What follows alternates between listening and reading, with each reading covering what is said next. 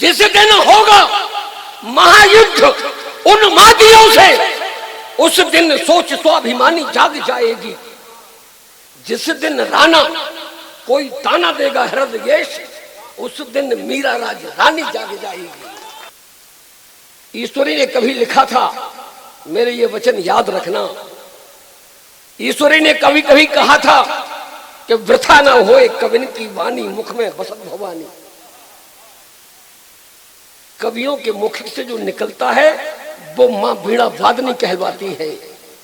इसलिए मैंने कभी किसी के लिए अहित नहीं कहा, क्योंकि मैं जानता हूं कि अगर कह दूंगा तो कोई उसको बचा भी नहीं सकता।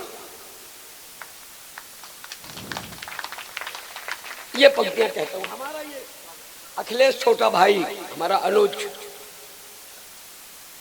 अभी स्वामी प्रसाद मौर्य की बात कर रहा था, क्योंकि ये इसके प्रदेश का है। योगी जी बड़े दुखी थे कि मेरा एक साथी छूट करके चला गया। अखिलेश ये पंक्तियां सुन, है व्यथित जीजाजी उनको छोड़कर साले गए।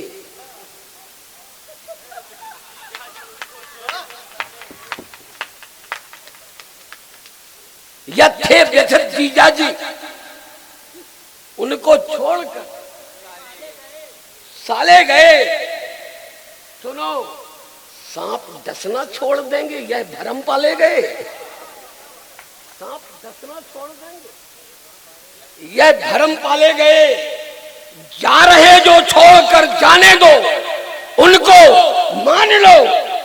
जाह्नवी भागीरथी से निकलकर नाले गए।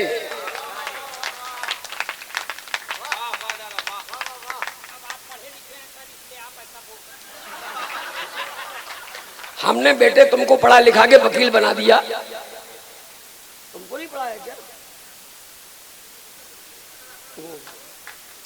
प्रभात में ये कहता हूं कि जो नफरत मर चुकी हो,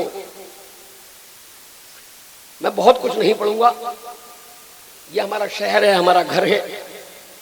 जो नफरत मर चुकी हो, हम उसे जिंदा नहीं करते। लोग सुन लें जो मुझसे नफरत करते हैं या मेरा तिरस्कार करते हैं। जो नफरत मर चुकी हो, हम उसे जिंदा नहीं करते। कभी भूले से भी दुश्मन की हम निंदा नहीं करते।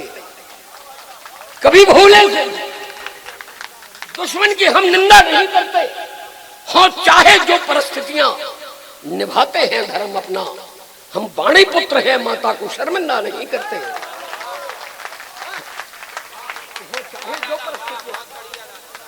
निभाते हैं धर्म अपना, हम बाणी पुत्र हैं, माता को शर्मिंदा नहीं करते। हमारा ये बलराम, सन 88 में मेरी मुलाकात हुई थी इससे। तब ये रचनाकार नहीं था, स्टूडेंट था।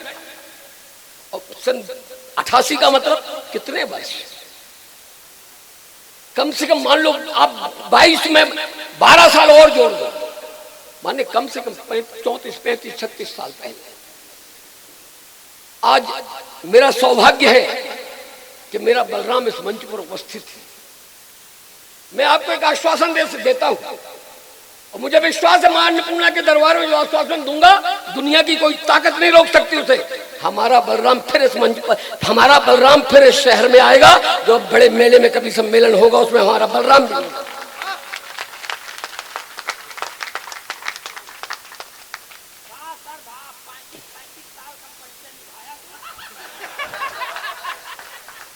मतलब ये निभाना नहीं है अखिलेश। उस मंच पर रचनाकारों को आमंत्रित किया जाएगा, कवियों को, अकवियों को नहीं, उन फाड़ों को नहीं जो मंचों पर नाचते हैं। आज इस मंच पर मां वाणी के वो पुत्र हैं। आज इस मंच पर मां वीणा वादनी के वो मां वीणा वादनी की कृपा जिन पर बरस रही है, ऐसे मां वाणी के पुत्र बैठे हैं। और मेरा सबसे बड़ा सौभाग्य इतना है कि सारे देश के ये रचनाकार, यहां से लेकर के कहां से कहां तक, मैं उनका नाम नहीं बता सकता। अभी वृंदावन में मेरा जन्मदिन मनाया गया, जिसमें 108 कवियों ने काव्य पाठ किया था। इसके पहले अयोध्या में जब मेरा जन्मदिन मनाया गया तो 112 कवियों ने काव्य पाठ किया था। अगला जन्मदिन चित्रकूट में होगा, कम से कम 150-200 कवि उस काव्य में, उसमें काव्य पाठ करेंगे। केवल मेरे लिए आते हैं, बस दादा ने बुलाया जाना है। मैं वैसा कभी कुंभ नहीं करता कि किसी से 2500 और 3000 ले लूं और सब।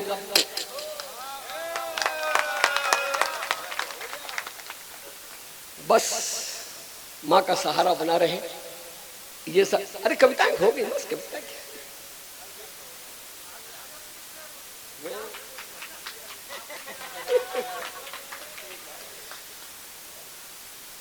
जिस दिन होगा महायुद्ध उन्मादियों से, लोग जो मुझे चुनौती देते हैं देश को, देश के वातावरण को आप समझ रहे हैं। जिस दिन होगा महायुद्ध उन्मादियों से, उस दिन सोच स्वाभिमानी जाग जाएगी। जिस दिन राणा कोई ताना देगा हृदयेश, उस दिन मीरा राज रानी जाग जाएगी। जिस दिन राणा कोई ताना देगा हृदयेश, उस दिन मीरा राज रानी जाग जाएगी। जिस दिन कोई डलहौजी लूटता दिखेगा, उस दिन झांसी वाली रानी जाग जाएगी। और जिस दिन देश पे घरेंगे संकटों के मेघ, शेखर सुभाष की जवानी जाग जाएगी। लोग यही लोग पूछा करते हैं, आज शेखर नहीं, सुभाष नहीं, भगत सिंह नहीं, ये नहीं, वो नहीं। आज क्या तुलसी नहीं, सूर नहीं, कबीरा नहीं, पद्माकर नहीं, ये क्या उनसे कम है? आज भगत सिंह नहीं है तो क्या हुआ? ये पंक्तियां बस अंतिम मुक्त तक पढ़ता हूं। आज भगत सिंह नहीं है तो क्या हुआ? गगन में आज भी उड़ता हमारा वो परिंदा है। गगन में आज भी उड़ता हमारा वो परिंदा है। समूची आज भी दुनिया में उस घटना की निंदा है। हजारों का करोड़ों में बसी है आत्मा उसकी। भगत सिंह तब भी जिंदा था, भगत सिंह अब भी जिंदा है। हजारों का करोड़ों में बसी है आत्मा उसकी। भगत सिंह तब भी जिंदा था, भगत सिंह अब भी जिंदा है। ये प्रयागराज में कल अपने पिंडदान नहीं किसके करेगा मुझे नहीं पता। इसने मुझको फोन किया, दद्दू मैं नहीं आऊंगा। मैंने क्यों? बोले कल पिंडदान करना है। मैंने कहा तेरे तो नहीं है ना? तो बोले फिर आपकी बहू को लेवा के आ रहा हूं, चित्रकूट घुमाना है। हमसे कहता आपकी बहू को लेवा के आ रहा हूं। आप लोगों से बताता कि मेरी घरवाली के लिए कह रहे थे लेवा के लाओ, माने मेरा चरित्र सही नहीं। हाँ मैं वही कह रहा हूं, बुंदेलखंड में ये बुंदेलखंड की परंपरा है। यहाँ बाकी लोग कोई भी बहू की तरफ देख ले, जेठ कभी बहू की ओर गलत दृष्टि से नहीं देखता।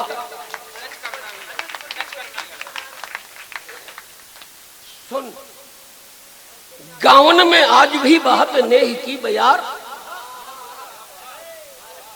गावन में आज भी बहत नेह की बयार। पूजो जात आरती उतारी जात गाँव की। गावन में आज भी बहत नेह की बयार। पूजो जात आरती उतारी जात गाँव की। आज भी परंपरा निभाई जात हृदयेश। ब्यावन में बात नहीं तारी जात नाव की। आज भी तुम हमारे चर्चे को क्या देखोगे? बच्चे हो अभी। आज भी परंपरा निभाई जात हृदयेश। ब्यावन में बात नहीं तारी जात नाव की। सबका समानता की दृष्टि से निहारो जात पगड़ी उछाली ये जात ने काऊ की। श्रेष्ठता के नाते नट नागर रेखा पूजो जात। ज्येष्ठता के नाते पूजा हो तो बल दाऊ की।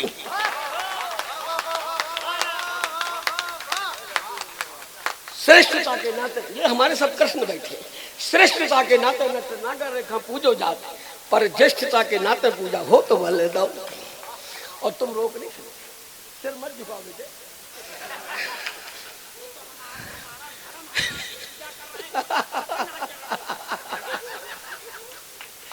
अंतिम एक मुक्तक सुन लें। ये प्रयागराज से आए हैं। प्रयागराज हमारा अपना घर है, संगम है। मेरी समझ में इस क्षेत्र का ऐसा कोई घर नहीं होगा जिस घर के लोग प्रयागराज ना गए हो या ना जाते हो या नहीं जाएंगे। एक मुक्तक भर पढ़ता हूं। लोग कहते हैं कि प्रयागराज में अस्थि विसर्जन कर रहे हैं, गंगा को मैला कर रहे हैं। मैं कहता हूं हजारों साल बीतेंगे मगर वो खो नहीं सकती। हजारों साल बीतेंगे मगर वो खो नहीं सकती। हमेशा जागने वाली मेरी माँ सो नहीं सकती। हमेशा जागने वाली मेरी माँ सो नहीं सकती। तुम्हारा मैला मन चाहे भले मैला कहे उसको, जो सबके पाप धोती हो वो मैली हो नहीं सकती। तुम्हारा मैला मन चाहे भले मैला कहे उसको, जो सबके पाप धोती हो वो मैली हो नहीं सकती।